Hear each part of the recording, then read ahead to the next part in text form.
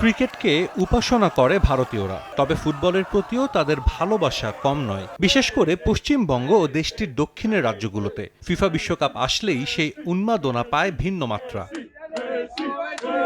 দক্ষিণের রাজ্য কেরালা এক মেসি নামেই বুঁদ হয়ে থাকে। গেল কাতার বিশ্বকাপে পুরো বিশ্ব দেখেছে সেই চিত্র। মেসির প্রতি সাধারণ মানুষের ভালোবাসা দেখেই ফুটবল কিংবদন্তিকে ভারতে আনার পরিকল্পনা করে কেরালা সরকার।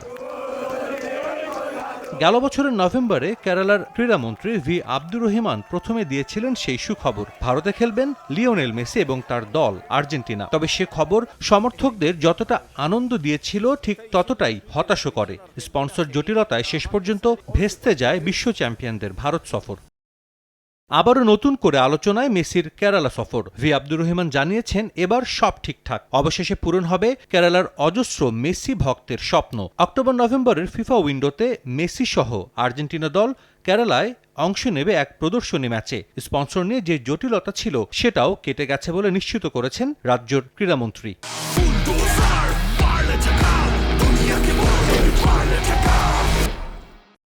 স্পন্সর টাকা পরিশোধ করেছে, আর কোনো বাধা নেই। অক্টোবর-নভেম্বরের ফিফা উইন্ডোতে সাধারণত আন্তর্জাতিক দলগত ইভেন্টের জন্য বরাদ্দ করা হয়, আমরাও সেরকম বরাদ্দ আশা করছি। স্পন্সররা এরই মধ্যে আর্জেন্টিন ফুটবল অ্যাসোসিয়েশনকে ম্যাচ খেলার জন্য পুরো অর্থই পরিশোধ করেছেন। এখানে সরকারের কোনো আর্থিক সম্পৃক্ততা নেই, চুক্তি কেবল স্পন্সর এবং আর্জেন্টিনার টিম ম্যানেজমেন্টের মধ্যে। লিওনেল মেসিদের রাজ্য সরকারের অতিথি হিসেবে গণ্য করা হবে। তাদের নিরাপত্তা, থাকা সহ যাবতীয় ব্যবস্থাপনার দায়িত্ব থাকবে কেরালা সরকারের।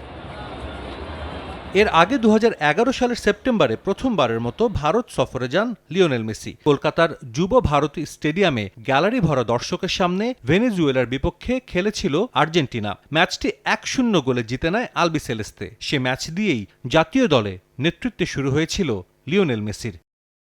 সাজিদ মুস্তাহিদ, সময় সংবাদ।